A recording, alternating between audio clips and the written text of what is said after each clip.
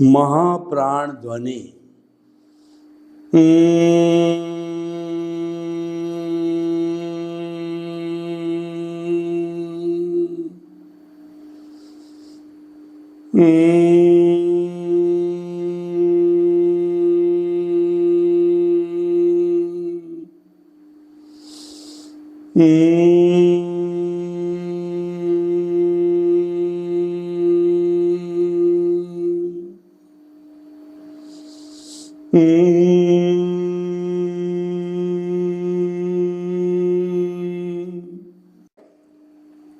भाई और बहनों, मातृशक्ति को नमन।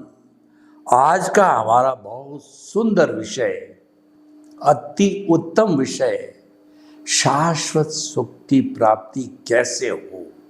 देखिए, शाश्वत सुख किसे कहते हैं? ऐसा सुख कि जिसे बाद कभी दुख आए नहीं। हर जीवित प्राणी, चाहे छोटा हो चाहे बड़ा हो, कीड़ा हो, मकोड़ा हो, डायनासोर्स हो, जन्म लेने वाला हर प्राणी जीना चाहता है, मरना कोई नहीं चाहता। This is law of the nature. और हर प्राणी सुख चाहता है, दुख कोई नहीं चाहता है। दुख तो उदय और प्रारब्ध के अधीन आ जाता है, वह अलग बात है, पर दुख कोई चाहता नहीं है और सुख पाने की अभिलाषा रखता है और सुख पाने के उपाय खोजता है, लेकिन वो उपाय मिलते नहीं हैं, क्योंकि उदय और प्रारब्ध के अंदर वो करेक्शन है नहीं। तो भाई और बहनों, शाश्वत सुख की हमने परिभाषा देखी, और ये शाश्वत सुख की हम प्राप्ति क्यों करें? प्रश्न ये कि जरूरत क्या है? मेरे जो एक समकक्ष चीफ इंजीनियर थे PWD के, तो उनसे मैं एक बार मिला, तो उन्होंने मुझे कहा कि आप पुण्य पाप और पुनर्जन्म, स्वर्ग नरक, सुख दुख, शाश्वत सुख की बात करते हो, आर्ट ऑफ विजन, सनातन सत्य की बात करते हो, इन सब की ज़रूरत क्या है? मैं तो रिटायर्ड चीफ इंजीनियर हूँ। मेरे रिटायरमेंट के बाद भी बंगला है, पत्नी है, घर है, गृहस्थी है, और मेरे पोते पोतियाँ सब आज्ञा में हैं, और मेरा स्वास्थ्य अच्छा है। मुझे तो आनंद ही आनंद है। मैंने उनको कहा कि आप इतने 60-65 वर्ष के हो गए हो, क्या आपको जीवन में कभी तकलीफ नहीं आई? उन्होंने कहा बहुत बार तकलीफ आई। तो हमने कहा बस शाश्वत सुख यही है कि कभी तकलीफ आए ही नहीं, कोई दुख जीवन में आए ही नहीं। उसकी प्राप्ति करने के लिए हमने ये सनातन सत्य कार्यक्रम, art of the vision, wrong belief को समाप्त करके राइट बिलीफ, सम्यक दर्शन की कैसे प्राप्ति हो, एनलाइटनमेंट कैसे प्राप्त हो, उसके लिए ये प्रारंभ किया है। तो भाई और बहनों, अब हम देखें कि शाश्वत सुख जो है वो क्यों प्राप्त करें, जैसा कि हम बात कर रहे हैं। देखिए, जन्म और मृत्यु है, ये सबसे बड़े दुख के कारण होते हैं। हम सभी जन्मे हैं, माँ की कोख के अंदर 9 महीने उल्टे लटक करके माँ की खट्टी मीठी डकारें और वहाँ की घुटन और वहाँ की गंदगी और वहाँ की कितने तकलीफ़ें हमने सहन करी। तो भगवान से प्रार्थना की कि हे प्रभु, मुझे कोख से बाहर निकालो, मैं आपको जीवन में कभी नहीं भूलूंगा। तो ऐसा चिंतन करता है, लेकिन जब बाहर आता है तो वही घोड़ा और वही मैदान, हम इस दुनिया की चकाचौंध, इस माया के जगत के अंदर खो जाते हैं, भ्रमित हो जाते हैं, तन्मयाकार हो जाते हैं और वैसे ही बन जाते हैं। तो भाई और बहनों, ये तो हो गया जन्म का। मृत्यु को देखिए, कभी आपने बेलेडोना प्लास्टर जो है, पट्टी जहाँ दर्द है वहाँ लगाई होगी। दर्द मिटने के बाद जब उस आप पट्टी को खींचते हो तो पिटनी इतनी एधेसिव चिपक जाती है कि वो सारे रोयों को खींच करके और फिर अलग होती है। तब कितना दर्द होता है, कई बार तो रूह तोड़ तक हो जाता है और कितना दर्द की अनुभूति है। ठीक इसी तरह से पूरे शरीर के अंदर आत्मा फैली होती है और आत्मा के एक जो है चेतन परमाणु पर असंख्य कर्म के जो है कालाणु लगे रहते हैं। आत्मा जब ये शरीर छोड़ती है, मृत्यु होती है, आयुष्य समाप्त होता है, दूसरे शरीर में जाना होता है, अंतराल गति को जाती है, तो वो पूरा जाल की तरह उस जो है अपने आत्मा के चेतन परमाणुओं को खींच करके, और अचेतन के परमाणु हैं वो भी साथ के अंदर जो है, वो कहना चाहिए कि वो कार्बन शरीर के रूप के अंदर साथ जाते हैं और अंतराल गति में कार्बन शरीर, शुद्ध आत्मा परमात्मा, और तीसरा उनको दोनों को अक्रिया है, दोनों को धक्का देने के लिए तेजस शरीर है, वो तीनों साथ जाकर के नए शरीर में जन्मते हैं। तो जब वो खिंचाव करती है आत्मा समस्त अपने असंख्य चेतनामय परमाणुओं को जो है, और वो कर्म के परमाणुओं के साथ खींचती है और उस शरीर को पीछे छोड़ती है शव के रूप में, तो कितना दर्द होता है ये मरने वाला व्यक्ति ही जानता है। तो देखिए, जन्म मरण स्वयं अपने आप में सबसे बड़ा दुख का कारण है, और जीवन के अंदर सुख और दुख आता है वह चीज़ तो अलग है। किसी को भयंकर दुख आता है, कई तरह की बीमारियां हो जाती है, कई तरह की तकलीफ़ें जीवन में आती है। इन सब से उबरने के लिए शाश्वत सुख की ओर व्यक्ति दौड़ता है, भागता है। और ख़ास तौर से देखिए कि जो है रहीमदास जी ने क्या कहा है कि सुख में सुमिरन सब, दुख में सुमिरन सब करे, और सुख में करे ना कोई, जो दुख में सुमिरन करे, तो जो सुख में सुमिरन करे तो दुख काहे को होए। यानी व्यक्ति को जब दुख आता है तो ईश्वर ईश्वर परमात्मा को चिल्लाता है, सुख के अंदर वह मस्त हो जाता है।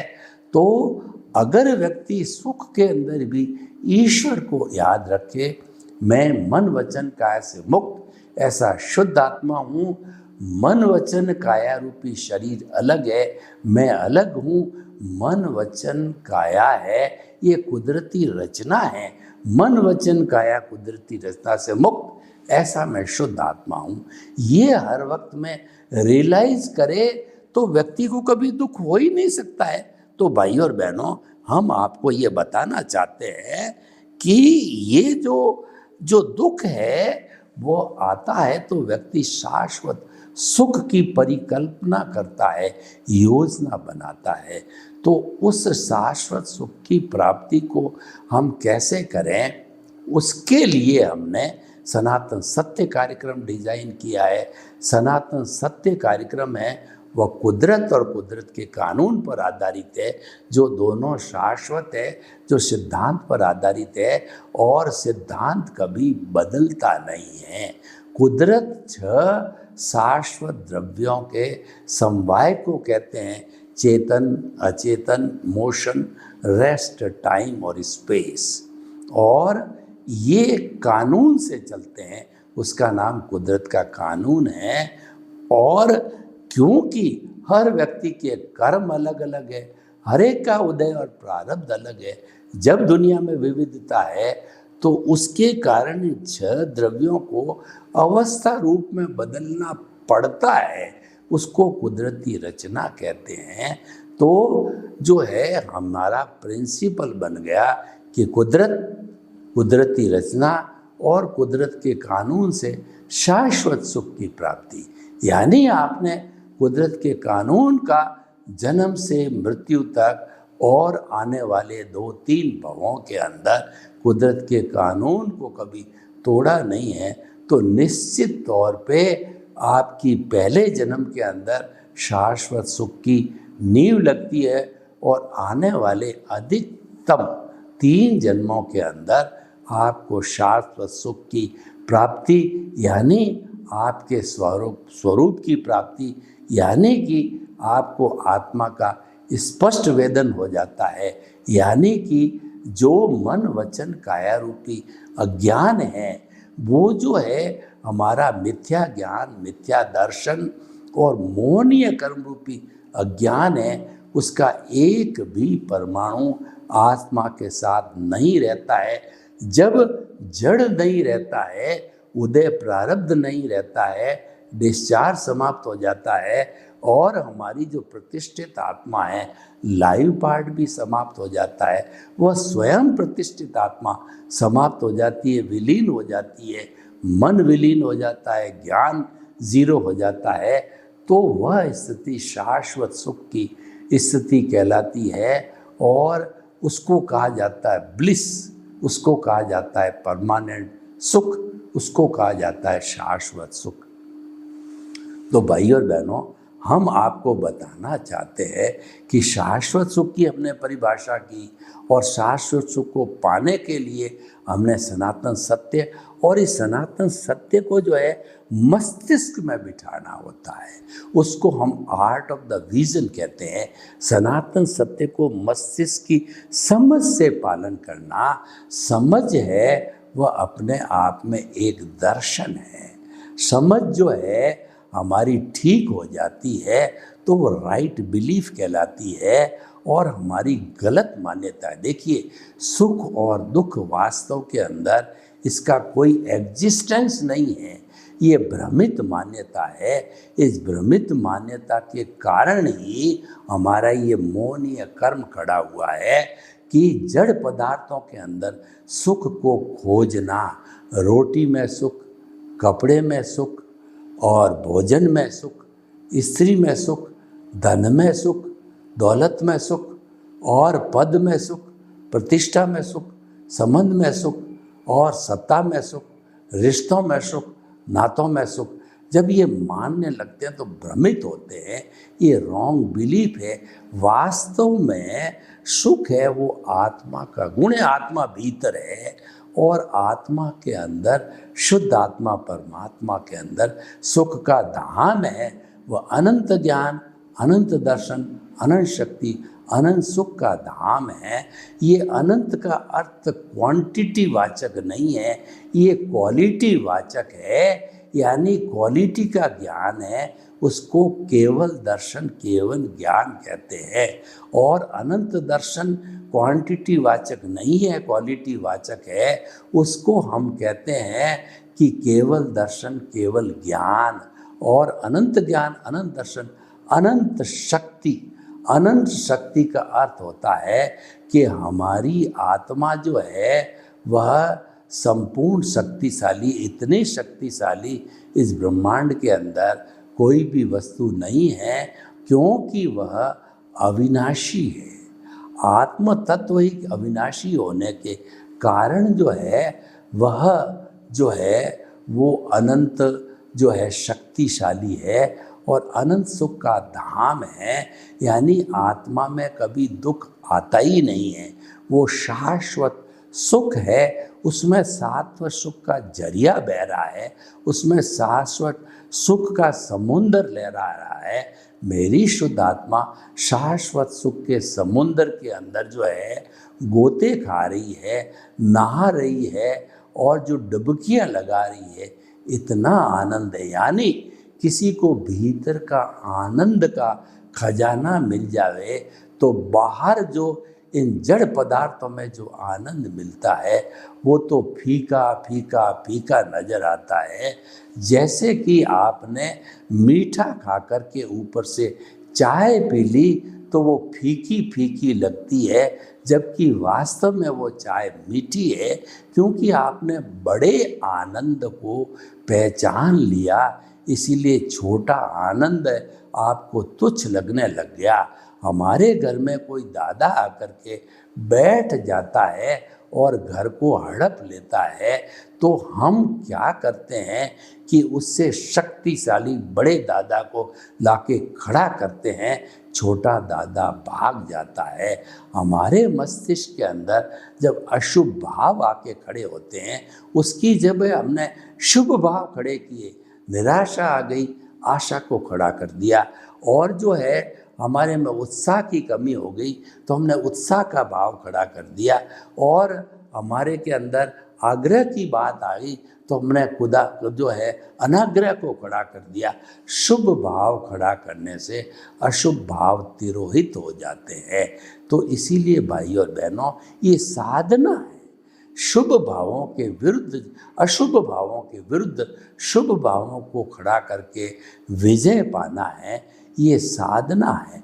ठीक उसी तरह से हमारा सम्यक तप जो है आर्ट ऑफ द विजन के अंदर, कि सुबह से शाम, जन्म से मृत्यु, जो आपका उदय प्रारब्ध चल रहा है, जो आप पिछले जन्म से लेकर के आए हो, पिछले जन्म का जो है आपने जो जो भाव डाले हैं, जो भाव मन बनाया है, उस भाव मन के साथ में जो सिस्टम काम करता है, प्रतिष्ठित आत्मा, अंतःकरण, मन बुद्धि चित्त अहंकार, वर्तमान के संयोग, वर्तमान का ज्ञान, वर्तमान का दर्शन, आपका इंटरेस्ट और आपके इंटेंशन, भाव, जब सारे इकट्ठे होकर के और उसके ऊपर कोड चढ़ता है, तब वो आपका जो है एक कॉज कहलाता है। और जब बहुत से कॉज जीवन भर इकट्ठे होते हैं, बंच ऑफ द कॉजेज होते हैं, कॉजल बॉडी होती है, तो वह जो है जब आपका आयुष्य समाप्त होता है, आपकी आंसर शीट कुदरत के पास चली जाती है, तो स्पीच और एक्शन के बीज है कुदरत के क्लाउड में पड़ते हैं, और आपका भाव मन है, ये आत्मा के साथ में, तेजस शरीर के साथ में, धक्के के साथ दूसरे शरीर में प्रवेश करते ही, आपका जन्म होते ही, वो भाव मन द्रव्य मन में उदय प्रारब्ध के रूप में बदलता है, और स्पीच और एक्शन के जो बीज होते हैं वो आपको जो है वो वचन और काया देते हैं। तो मन वचन काया रूपी ये पुतला बनता है। ये कॉजेज का ये इफेक्ट है। हमारी जो क्रॉस बॉडी है, ये कॉजल बॉडी का इफेक्ट है, और यही अज्ञान है।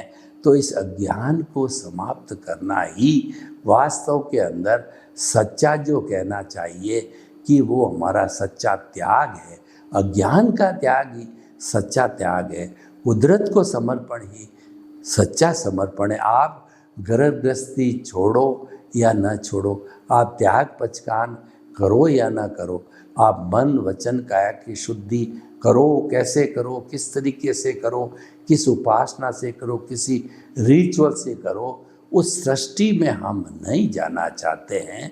हम तो दृष्टि बदलते हैं। वो दृष्टि ये है कि आप जो है वो इस प्रकृति पुरुष को अलग अलग रखो, दोनों को जोड़ो मत।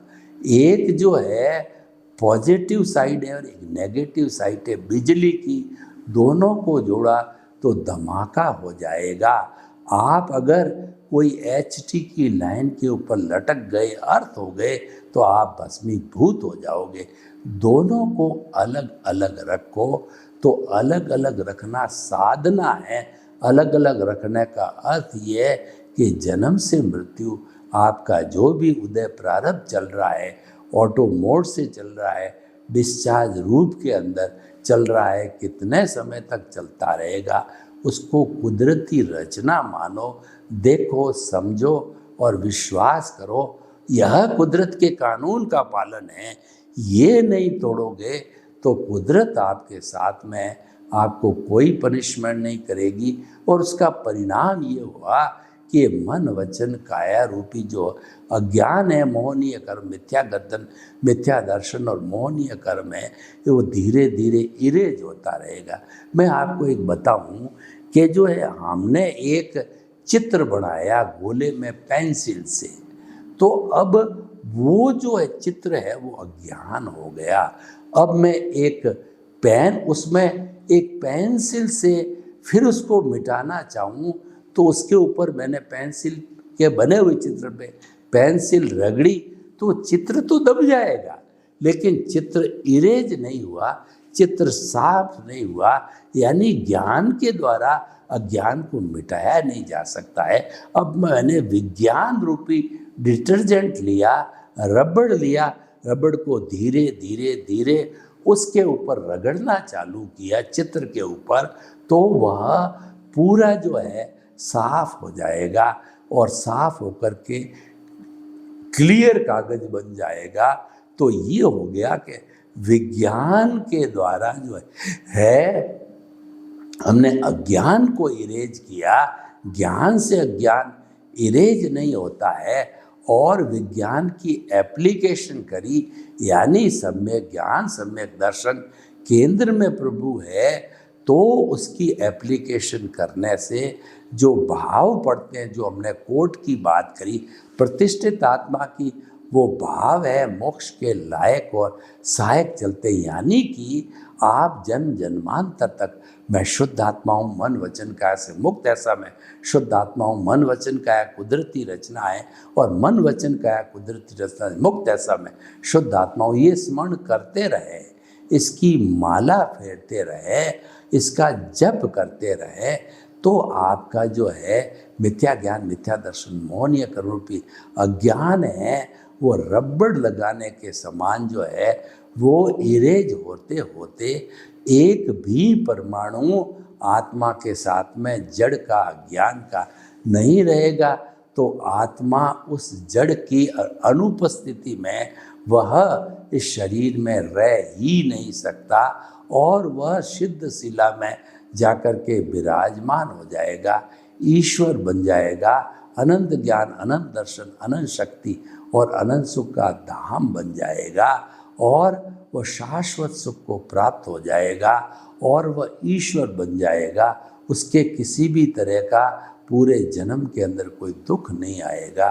तो अद्वैत बनना ये शाश्वत सुख है, और द्वैत में रहना जो है ये हमारा सारा दुख है। तो दुख से सुख की ओर आने का अर्थ हुआ अद्वैत से द्वैत बनना, द्वैत से अद्वैत बनना, और हमको विदेह बनना, और हमारा जो सम्यक तप करना, यानी कि जो कुदरती रचना को देखते रहना, कुदरत के कानून का पालन करते रहना, इन सब चीज़ों से होते होते वो हमारा क्या होगा कि आत्मा के साथ सम्यक ज्ञान, सम्यक दर्शन है, उसका डेवलपमेंट होता रहेगा। इधर अज्ञान का इरेज हुआ और उधर सम्यक ज्ञान, सम्यक दर्शन का डेवलपमेंट हुआ, जो कि अगले जन्म में कैरी फॉरवर्ड होता है।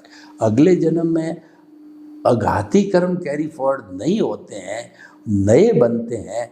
घाती कर्म होते हैं जो अज्ञान रूप में होते हैं, वो कैरी फॉरवर्ड होते हैं, वो कॉजल बॉडी के रूप में कैरी फॉरवर्ड होते हैं, और जब तक रहते हैं, जब तक कि वो समाप्त नहीं कर दिए जाते, भस्मीभूत नहीं कर दिए जाते, इरेज नहीं किए जाते।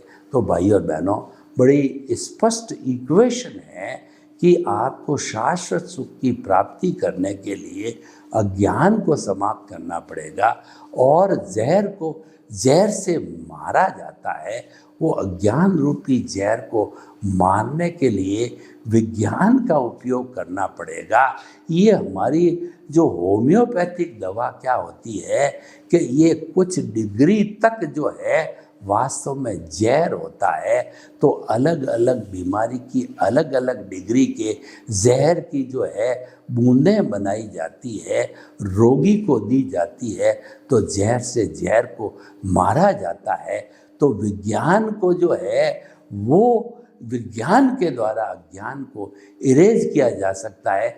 मीठे से मीठा यानी अगर मीठी दवाई देते रहो रोग नहीं कटेगा, रोग को काटने के लिए कड़वी दवाई देनी पड़ेगी। मीठे को मीठी दवाई देने का अर्थ हो गया कि हम ज्ञान से अज्ञान को नाश करने में लग गए। नहीं, हमें जो है विज्ञान रूपी जहर से जो है अज्ञान रूपी जो है वो जहर को नाश करना पड़ेगा। तो भाइयों और बहनों, बड़ी सिंपल सी इक्वेशन है कि आप आर्ट ऑफ द विजन मस्तिष्क के अंदर इसको धारण करके और शाश्वत सुख को प्राप्त कीजिए। सर्वे भवन्तु सुखिनः, सर्वे सन्तु निरामया।